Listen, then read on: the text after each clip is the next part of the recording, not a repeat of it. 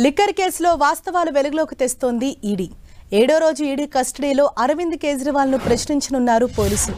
కేజ్రీవాల్ సహా ఇతర నిందితులు, వ్యాపారులు, అధికారులను ఢిల్లీ లిక్కర్ వ్యాపారం, మనీ లాండరింగ్ వ్యవహారంపై ఈడీ అధికారులు ప్రశ్నిస్తున్నారు. లిక్కర్ పాలసీ రూపకల్పన, అక్రమాల్లో కేజ్రీవాల్దే ప్రధాన పాత్ర అని ఈడీ అధికారులు అంటున్నారు. సౌత్ గ్రూప్ 100 కోట్ల ముడుపులు, గోవా ఎన్నికల ప్రచారానికి ఖర్చు చేసిన 45 కోట్ల డబ్బుపై ఈడీ దృష్టి పెట్టింది. గోవా ఎన్నికల ఖర్చులపై ఇప్పటికే గోవా ఆప్ నేత స్టేట్మెంట్ రికార్డ్ చేసింది ఈడీ. గోవా ఎన్నికల ఖర్చు వివరాలు తమ వద్ద లేవని ఆప్ నేత తెలిపారు. ఆప్ ఢిల్లీ కార్యాలయం నుంచే ఖర్చు జరిగిందన్న గోవా ఆప్ నేత ఈడీ అధికారులకు చెప్పారు. కేజ్రీవాల్ భార్య ఫోన్ డేటాను ఈడీ అధికారులు పరిశీలిస్తున్నారు.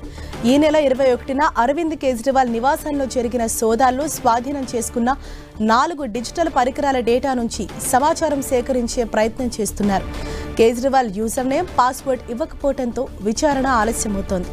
కేజ్రీవాల్ స్థిర చరాస్తి వివరాలు, ఐటీఆర్, ఇతర ఆర్థిక వివరాలను అధికారులు ఆరా తీస్తున్నారు.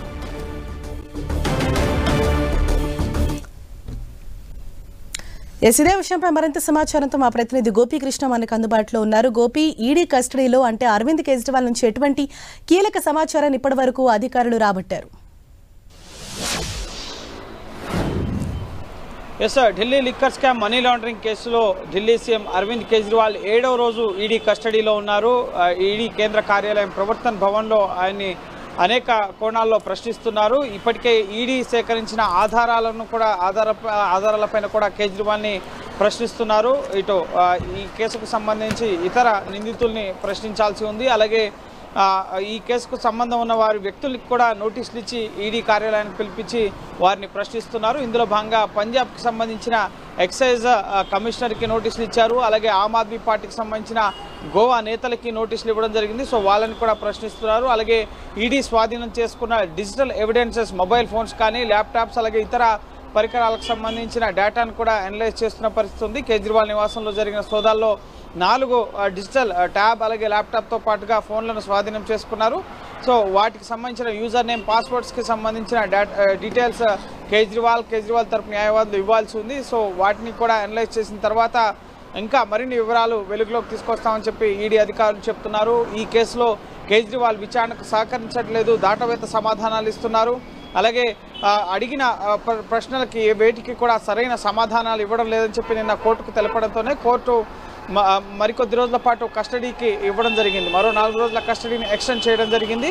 సో ఏప్రిల్ 1వ తేదీ వరకు కూడా కేజ్రీవాల్ ఈడీ కస్టడీలోనే ఉండబోతున్నారు. సో ప్రస్తుతం కేజ్రీవాల్ ఆర్థిక లావాదేవీల వ్యవహారాలపైన కూడా దృష్టి సారించడం జరిగింది. కేజ్రీవాల్కి సంబంధించిన స్థిర చరాస్తి వివరాలు, అలాగే ఐటీఆర్తో పాటుగా కేజ్రీవాల్ సతీమణి సునీత కేజ్రీవాల్ ఫోన్ను కూడా ప్రస్తుతం ఈడీ అధికారులు ఫోరెన్సిక్ ల్యాబ్ పంపించి వివరాలు సేకరిస్తున్న పరిస్థితి ఉంది. ఈ కేసులో ఖచ్చితంగా మనీ లాండరింగ్ జరిగింది అనడానికి తమ వద్ద ఆధారాలు ఉన్నాయంటున్నారు. అందులో భాగంగా 100 కోట్ల ముడుపులకు సంబంధించి 45 కోట్లను 2022లో ఆమ్ ఆద్మీ పార్టీ గోవా ఎలక్షన్స్లో ఖర్చు చేశారు. ఆ ఎన్నికల ప్రచారానికి సంబంధించిన ప్రచార కార్యక్రమాలు, హోర్డింగ్స్తో పాటుగా హోటల్ బుకింగ్స్, ఇటువంటి అనేక అంశాలకి ఆ 45 కోట్ల రూపాయలు కూడా ఖర్చు అయ్యాయంటున్నారు. అయితే ఆమ్ ఆద్మీ పార్టీ నేత, గోవాకు సంబంధించిన నేత ఇప్పటికే ఒక స్టేట్మెంట్ కూడా ఇచ్చారు ఈడీకి. వాటిని కూడా రిమాండ్ రిపోర్ట్లో పేర్కొనడం జరిగింది. ఈడీ గోవా నుంచి ఎటువంటి డబ్బు కూడా ఖర్చు చేయలేదు, కేవలం ఢిల్లీ ఆమ్ ఆద్మీ పార్టీ కార్యాలయం నుంచే పూర్తిగా డబ్బంతా కూడా ఖర్చు చేయడం జరిగింది. ఆ వివరాలని వారి వద్దే ఉన్నాయి. గోవాకు సంబంధించినంత వరకు గోవా ఆమ్ ఆద్మీ పార్టీ ఎటువంటి డబ్బు కూడా ఆర్థిక లావాదేవీలకు సంబంధించిన వ్యవహారాలు చూడలేదన్న ఆయన స్టేట్మెంట్ ఇవ్వడం జరిగింది. అలాగే ఢిల్లీ లిక్కర్ పాలసీకి సంబంధించి ఎవరైతే ముడుపులు ఇవ్వడానికి నిరాకరించిన వ్యాపారులు ఉన్నారో వాళ్ళకు సంబంధించిన ఫ్యాక్టరీలు, గోడౌన్స్ని పంజాబ్లో సీజ్ చేయడం జరిగింది.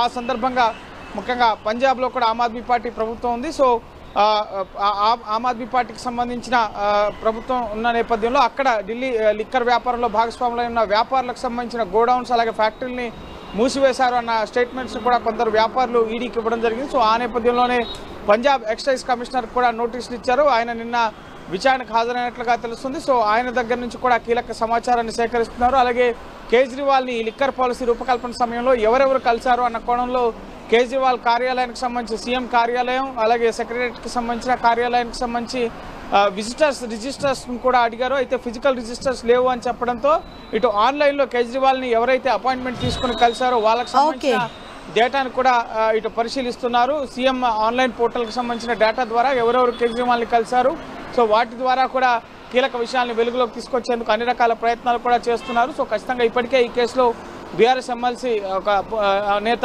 అరెస్ట్ అయి తిహార్ జైల్లో ఉన్నారు. ఇప్పుడు కేజ్రీవాల్ కూడా అరెస్ట్ అయి ప్రస్తుతం ఈడీ కస్టడీని ఎదుర్కొంటున్నారు. నెక్స్ట్ ఈ కేసులో సిబిఐ కూడా రంగంలోకి దిగబోతున్నట్లుగా తెలుస్తోంది. పీసీ యాక్ట్ కింద, ప్రివెన్షన్ ఆఫ్ కరప్షన్ యాక్ట్ కింద ఈ కేసుకు సంబంధించి 2022 ఆగస్టు 15 మొదట సిబిఐ ఎఫ్ఐఆర్ దాఖలు చేసింది కాబట్టి సో ఆ కేసులో కూడా కేజ్రీవాల్ని ప్రశ్నించే అవకాశం కనిపిస్తుంది. సో ఈడీ కస్టడీలో ఉన్న కేజ్రీవాల్ అనేక ప్రశ్నలు అయితే ఎదుర్కొంటున్నారు. కానీ ఆయన ఎంతవరకు సహకరిస్తారో, ఆయన కూడా విచారణకు సహకరించకపోతే నెక్స్ట్ తిహార్ జైలుకు వెళ్లే అవకాశం అయితే కనిపిస్తుంది. ఆలోపు సిబిఐ కూడా ఈ కేసులోకి రంగంలో దిగే అవకాశం కనిపిస్తుంది. Thank you Gopi.